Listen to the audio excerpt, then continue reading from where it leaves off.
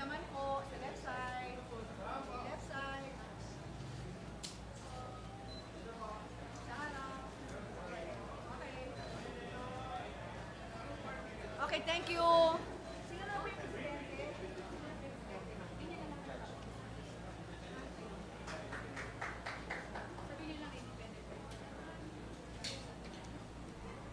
I am an independent candidate for President of the Philippines. I ran because the country is not going any better. So we have to solve and stop corruption. We will stop corruption by running the government with complete transparency and full accountability. I will solve the economic, social, and political problems of the country, not only for the present time, but beyond. I will ensure that there will be social justice for everyone, including its environment.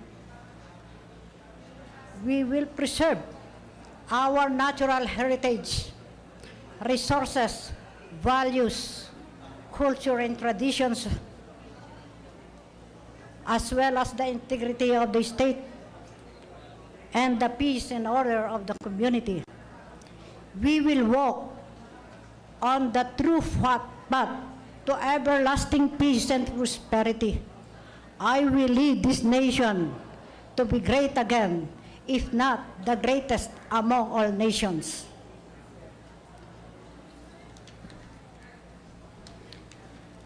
I am Attorney Apolonia Cumia Sugilon from Socorro Oriental, Mindoro. I am a daughter of a farmer and a market vendor.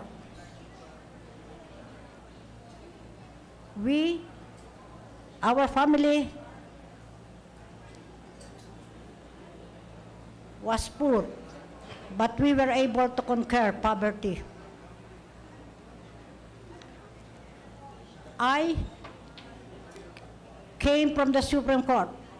I was a confidential court attorney of the late Justice Vicente Erecta and the late Justice Lorenzo Relova. I was also the court confidential attorney in the Judicial and Bar Council. I engaged in my practice of law, but most of my cases are so-called TY. Nonetheless, I am happy. I am fulfilled in my career. I want to unite the Muslim Christians, the tribal groups, and other indigenous people of the country. We will not, and I will not allow the separation of Mindanao,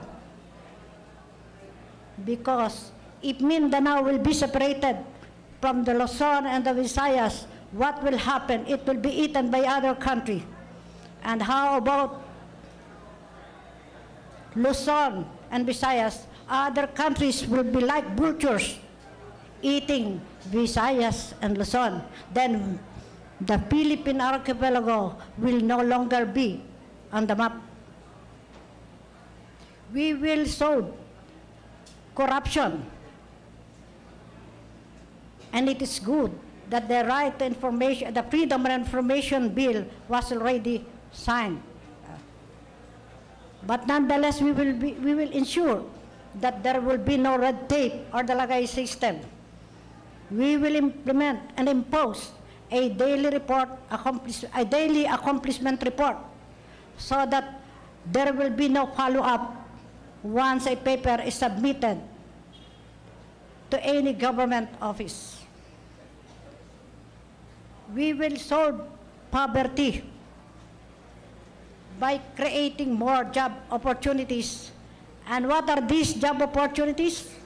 We will establish manufacturing companies, plants for steel making or processing, shipbuilding, machineries and motor building, textile, and other commodities needed by the Filipino people. We will provide free education from nursery to college level in all courses.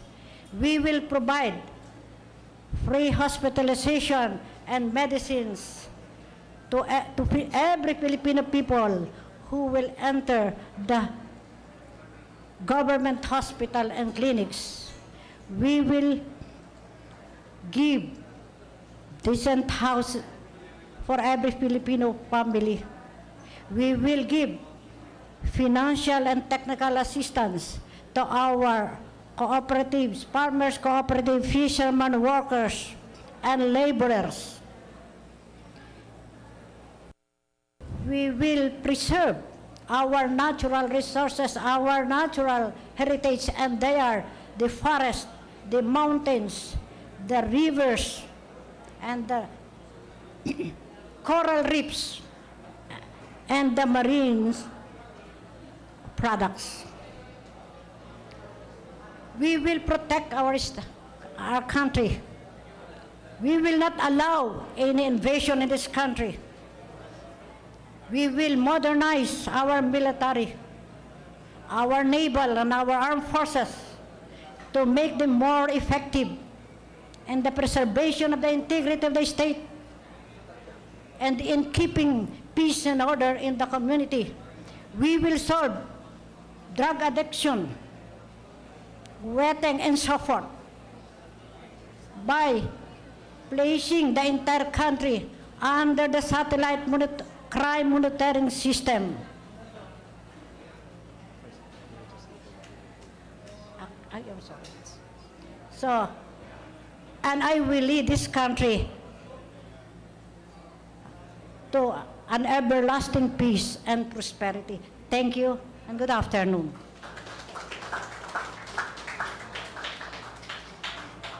Magandang hapon sa inyong lahat. Ako po ay si Attorney Jigo M. Palomares Jr., former judge, former OIC mayor, and former assemblyman. Sana po, sa totoo lang, sana itong integrity pledge ng mga lahat ng kandidato ay totoo.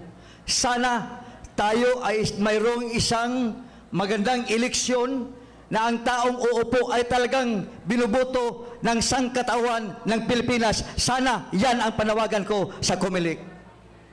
Mga kapatid, sabi nila, sino ba si Judge Palomares, si Atty. Palomares? Sino ba si Atty. Aguilon? Bakit sila sumama nitong eleksyon na ito? Hindi sila kilala, wala silang mga pera. Totoo yan, mga kaibigan. Pero kung ating saksihan ang kasaysayan ng sanlibutan, si David, tinalo niya si Goliath. May kasabihan sa Tagalog na walang malalaki ang magapuwing sa mata kung hindi maliliit lamang. Mga kapatid, I want to speak in English because I am a lawyer by profession. But it was mag-enter palagi sa aking mind si Dr. Rosalizan na nagsabi na those who will not love their own words are worse than the rotten fish. Ang hindi magmahal sa kanyang salita ay mabaho pa sa isang malansang isda. Ang dili kamaong may gugma sa iyang kagulingong pulong, lata baho pa sa kalata nga isda. Mga kapatid ko dito, bakit nagsama kami ni Atty. Sogilon? Bakit kahit kami wala mga pira, nagpumilit na makisama sa eleksyong ito? Kagustuhan ba namin ito na sumabak sa eleksyong ito? Hindi. Kami ay tinawag ng mga tribal leaders sa Cebu. Hindi ko sukat akalain na sa pagpunta namin sa Cebu, kami ay nag-request ang mga tribal leaders na kayo ang kailangan namin para mabago ang Pilipinas. Wala na sila nakitang ibang tao na magbigay ng kagandahan sa Pilipinas kundi kami lang dalawa. Ito ang aming pangako sa sambayan ng Pilipinas para hindi natataas ang aking pagtatalumpati. Magbibigay kami ng libreng edukasyon sa lahat ng mga bata hanggang college.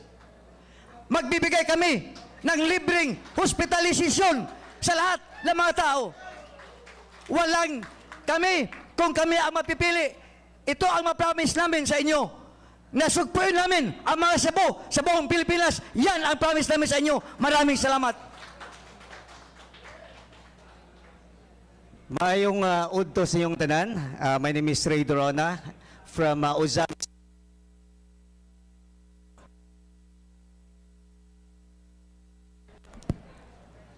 I'm running for a senator for 2016 election.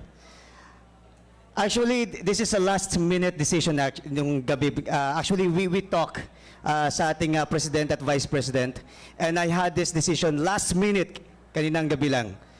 I said, kasi I have this passion and advocacy to against corruption. I started last year.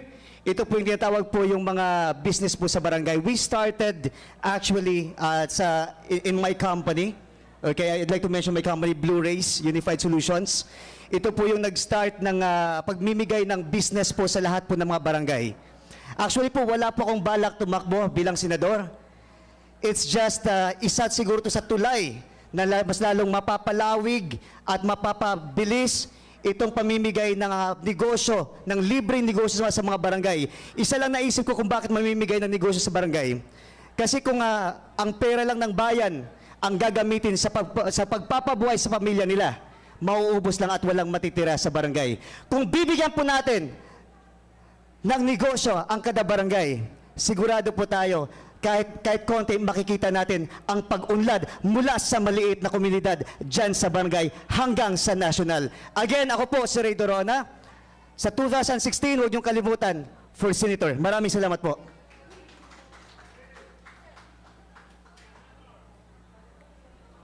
I'm Pol Bulilan, a radio and television commentator of Cebu at isang kolumnista ng Panay News. Magtatanong kayo, bakit ang isang media practitioner ay sumabak this coming election, May 9, 2016. Ang aking layunin ay sana maipasana itong freedom of information. At ang mga kasama natin, mga media practitioner sa buong bansa, ang iba sa kanila, mga radio commentator, katulad ko, pinapatay. Ito, bakit sa bansa natin nangyari ito? Sobra-sobra na ang patayan. Sana magkaisa na ang Christian at Muslim, magkaisa. Dahil kung ganito tayo watak-watak, wala ring mangyayari sa atin. Walang mangyayari sa ating bansa kung mag-away ang Pilipino, bawat Pilipino. Ako'y from Bohol, no? Kaliwat ni Dagohoy, madod pa nila sa mga Bohol, mga Bulanon. And Lapu-Lapu. Kasi half of my life sa Cebu na ako nakatira as a radio and television commentator. Nagsimula ako as a news reporter ng DYRB Cebu. Hanggang naging newscaster ng DYLA Cebu. Naging radio commentator ng DYFX, Radio Aguila, for more than 20 years. Sa television, sa SBN TV6, may programa ako sa television, news and commentary. Ngayon, may programa ako doon sa Biliran, DYLNFM, tuwing umaga, alas 10 hanggang alas 11 ng umaga. At araw-araw, ang daming nagtitext sa akin mga problema. Yung mga biktima sa Lulanda doon, hindi nakuha nila, nakamit yung 30,000, sinabi ng gobyerno ibigay sa kanila. Biruin mo ang iba, 500 lang ibigay. Mayroong nabigay nung isang linggo, 4,600 na ibigay sa kanila. Kawawa ang ating mga kababayan doon. Mayroon pa nga nagpunta doon sa station, naglalakad, ilang kilometro ron. Akala nila nagla-live ako. Ako'y naawang-awa sa kanila. Talagang masakit ang dibdib ko sa nangyari sa bansa natin. Bakit nagaganito? Ang yaman nating bansa, bakit hindi tayo makabigay sa ating mga walang-wala talaga? Nakita ko mga squatter sa Cebu, yung mga nagpakilimos doon sa, kahit sa mga jeepney, sumasakay ng jeepney. Daming nagpakalimos. Dito sa Metro Manila, ganyan rin. Grabe ang nangyari sa ating bansa. Sana magkaisa tayo. Ang layunin namin, to stop graft and corruption. Isa, to stop political dynasty. At itong kayamanan ng bansa, sana hindi doon lang sa mga dayuhan, mga mayaman. Sila nang nagkontrol sa ating ekonomiya. Sana tayong mga maliit, kontrolado ito. Dahil ang bansa natin, atin ito, hindi silang mayari. Salamat, magandang umaga nating lahat.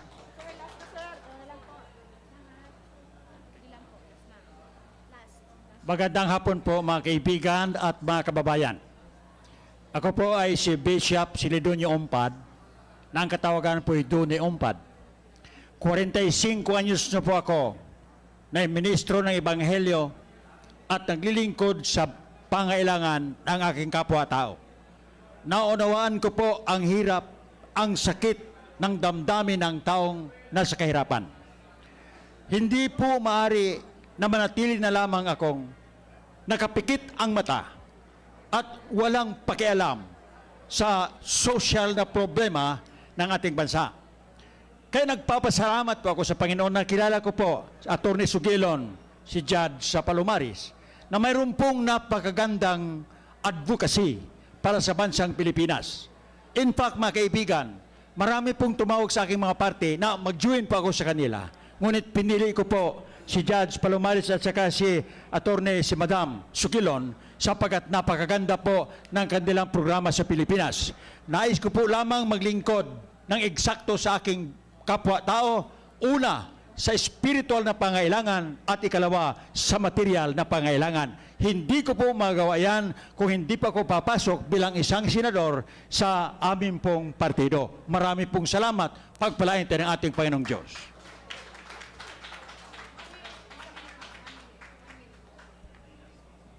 At bago ko pala makalimutan, kami, kahit independent, ay mayroon kaming solution sa ating problema ng bansa. Economic, social, and political problems. Narito sa root na sinulat ko ito, kaya sila ay sumama sa akin. Ito ang the root and the solutions to our economic, social, and political problems, and the true path to everlasting peace and prosperity. Narito kung paano natin gagawin to stop corruption. Narito ang paraan kung bakit tayo makapagbibigay ng libreng edukasyon at hospitalization. Sapagkat walang corruption, maibibigay ang lahat ng ito. Narito sa aking sinulat na ito.